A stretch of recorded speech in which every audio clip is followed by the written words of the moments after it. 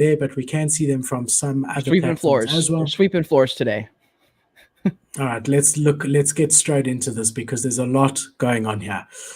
All right, everybody knows that Microsoft has released a statement in Minecraft, and they've said that they this is their statement.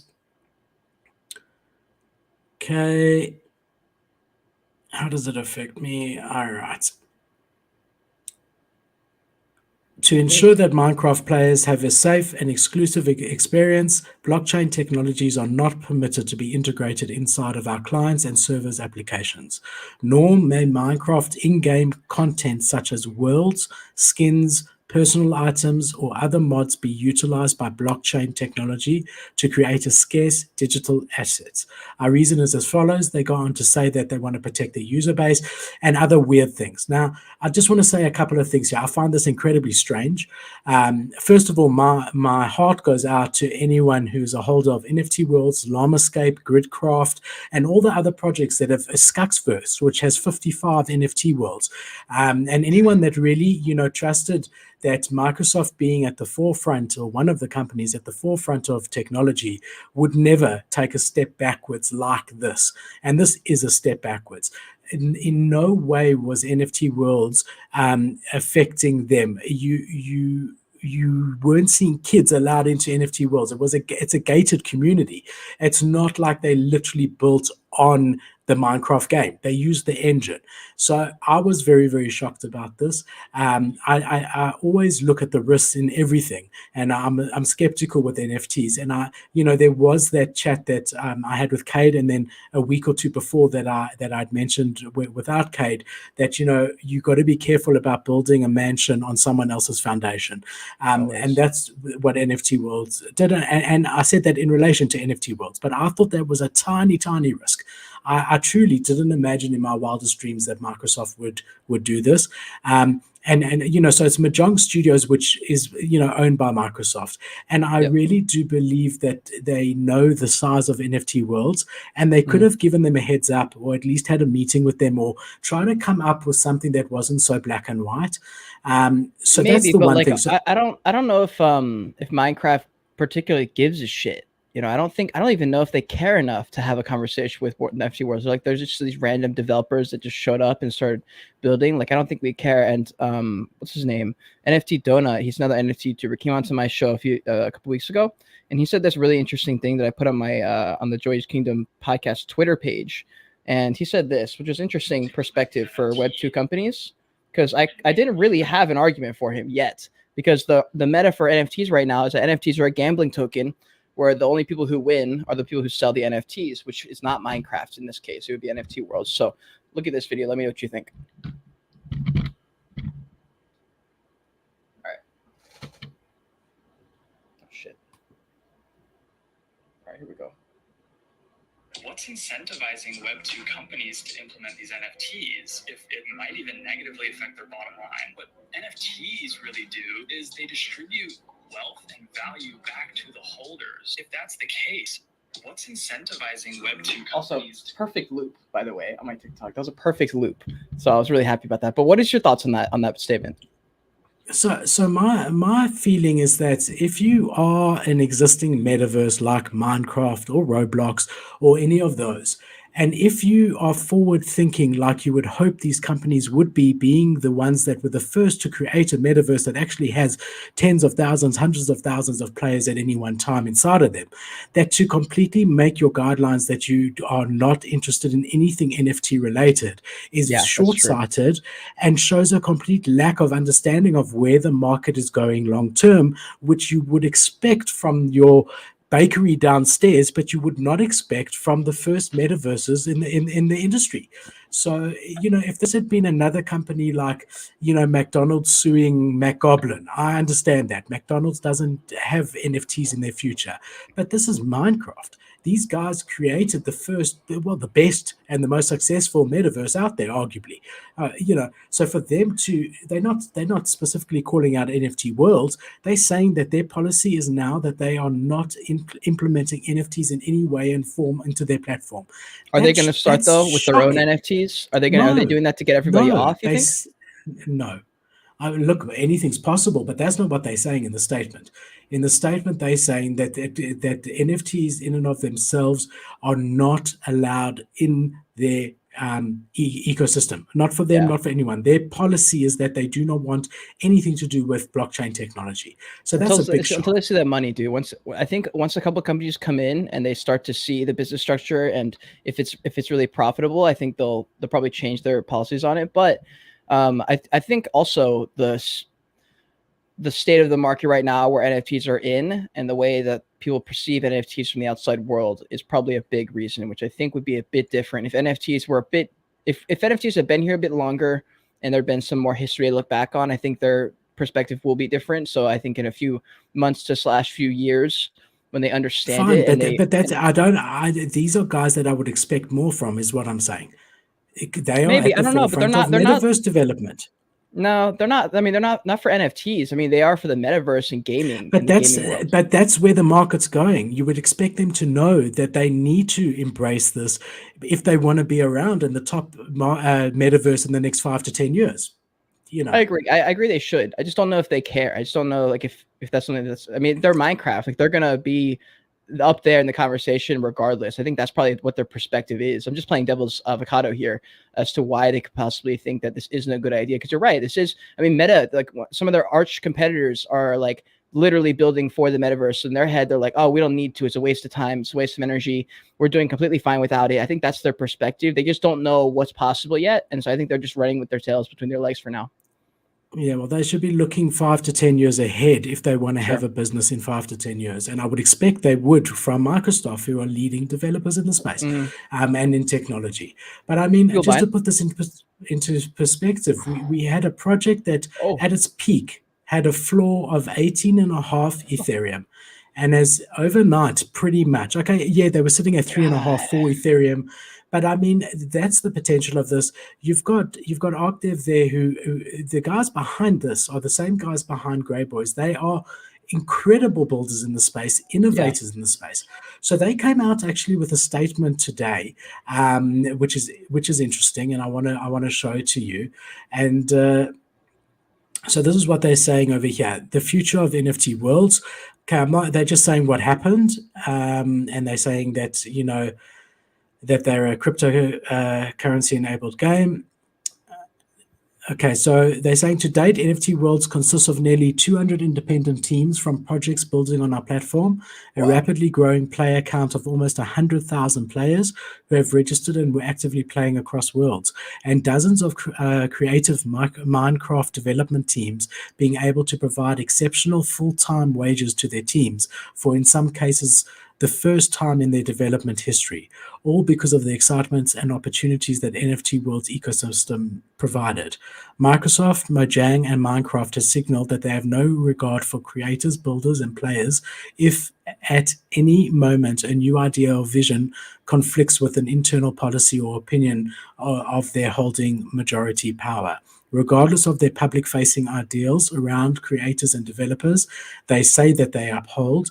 This is not the first time that Microsoft and Minecraft have enforced a new crippling policy or agenda-based rules enforcements on creators within the Minecraft ecosystem, and certainly won't be the last. Coming from a decade worth of enjoyable experiences playing and building within Minecraft ecosystem, this stings and feels like a violation of the true creative spirit that Minecraft was supposed to embody and enable. Minecraft is no longer welcome, and they carry on. So what they're saying they're going to do is they're going to create their own Minecraft type thing. They're not going to copy it, but they're going to create their own. So we've started bringing together the top visionary developers within Minecraft's development ecosystem to join NFT Worlds as we move into the future. We are driving headfirst into this fantastic team, a thriving community supporting us, a war chest of funds to sustain us through the process, and a core belief that it's time to change. We're creating a new game and a new platform based on many of the core mechanics of Minecraft, but with the modernization and active development that Minecraft was missing for years. This is not to rewrite some sort of source Minecraft clone, which likely would violate and risk legal action. This is entirely from the ground up. This transition will additionally come with public-facing brand identity, and so on and so forth. Game access will be 100% free, and so on. So they forging ahead, and good for them. I do think that this is going to take time, but I do know that these guys are very, very clever and very committed to their projects. They got a lot of money. They got a lot of money. They do have a lot of money, not as much as Minecraft or Microsoft, but they do. So they must be careful not to step wrong from the legal side, because that's the last thing they want is Microsoft, dragging this out in court, and Microsoft will just, financially obliterate them. So they got to be very careful. I think they're clever enough to realize that. It does seem from the statement that they realize that. So from a holder perspective, right, we're seeing here a project that was at 18 Ethereum is now sitting at 1.35 Ethereum. The question is, do we buy in? So, Kay, do you want to try and answer, or should I just go straight into it? You go into it. I'm going to look at a couple calculations to see how much money they made from royalties, and that'll affect a little bit part of my answer. But they made a lot, but look into it. So the answer is very, very simple. If you are a long-term vision with it, like your investing strategy is long-term, I mean 2 to 5 years, then yes, this is a steal, and pack your bags up and get as many as you can. If you don't want to have your 1.5 Ethereum stuck in an NFT for the next year or two while they sort this out, then probably not. They might come out with a bullish announcement in a month, or like Other D did, like almost a playable game that people can test in a month, and that might jump it up to 2. But they might not, and it might start going down to sub 1 again as well. So I'm personally not getting into it. I was in it for a very long time. I feel like I would do better with less risky plays at the moment. But long term, I do believe in these guys. I really do. And I think that they will achieve what they set out to achieve. I do. Nice. Yeah. So I did a couple of calculations. The 51 ETH, if they had a 5% royalty on it, which I don't know if they do, I assume it's something like that, they would have made over $5 million just from royalties. And that's not including their mint. So they've got plenty of money in their treasury. No, it was free. Right? It was a free mint. Okay, free mint. So they've got about they still got plenty of money, but their work is definitely just a 20x as far as how much work they're gonna have to do. I mean, that's like buying a renovated van and convincing all your friends to jump in this van across the country, and then halfway through being like, oh, we don't have the van. The van took its van back. We have to make a van now, and it's like, oh, that takes like 6 months sometimes, and so that's tough. It's kind of like a rug pull almost from Minecraft. And I had recorded a video covering Fuzzy Felons, which we talked about a few days ago, because I thought, Fuzzy Felons obviously did some version of a rug. Maybe they didn't want to say it like that because it sounds a bit harsh. But in the end, if you're not going to give money back to the holders and you're going to close the project and keep the money, that is a rug pull, whether or not you wanted to or not. And so I recorded that video, and I had to delete it, and I'm going to have to remake it because there's a couple of things that changed when the NFT Worlds thing happened. Because I was like, okay, so this is basically what happened to NFT Worlds. They're basically, it's the equivalent. Disney sued Fuzzy Felons, said, hey, we don't want you doing this shit, take it down. And so Fuzzy Felons closed up, and NFT World said, okay, we're going to do our own thing. And so the difference was, the reason I can say Fuzzy Felons was a rug is because NFT Worlds literally had the same thing happen to them, and they're choosing to push forward. And so I still think it's lie down and die. You don't lie down and die at the first sign of a challenge, right? Right. It does seem that Fuzzy Felons has done that. But they're rebranding a little bit. They're rebranding a little bit on their art. So, but I don't know if they can ever win back that trust that they kind of lost there. But either way, for NFT Worlds, I don't feel comfortable buying at anywhere close to 1.3. I would much rather wait till it's closer to 0.6, 0.7. I think it'll definitely get down there. It could go up, but I don't know. For me, if I had to place a bet, I'd place a bet closer to 0.6, 0.7 than the 2 ETH floor in the short to midterm. But who knows? And then in response, we had Epic Games come out and say they definitely won't follow Minecraft's lead and ban NFTs, says the CEO of Epic Games. So we had Epic Games. Didn't they renounce NFTs a few months ago, or is that another company? No, that's another. A lot of the gaming companies don't like, but Epic Games is embracing. Okay, that's good. He was on the Logan Paul's podcast a couple years ago. He seemed like he was a really cool guy, so I'm not surprised. I remember that conversation. Yeah, well, it's not even about being nice to us. It's about understanding where the future Yeah, is going to be. and that's what I meant by Um, that. Yeah, yeah. I mean, and as I say, you'd expect Microsoft to understand that. yeah. They clearly don't. Facebook understands that. They've rebranded the whole company Meta, and 90% of their staff complement have been working on this for the last 6 years. That's why I So can't. like That's why I Face, don't get it, dude. Like, why is it that the biggest players in the game have just basically been like, all right, crypto's the answer. Like, crypto's where we're headed. Everything is going digital. Of course, money and currency is going to follow. It just makes sense. Everyone's going more public. It makes sense to have a public blockchain that people can track stuff. This is clearly the answer. And like, there's so much pushback. You know that quote? It's like first they laugh at you, then they fight you, then you like something else, then you win, kind of thing. It really does feel like that.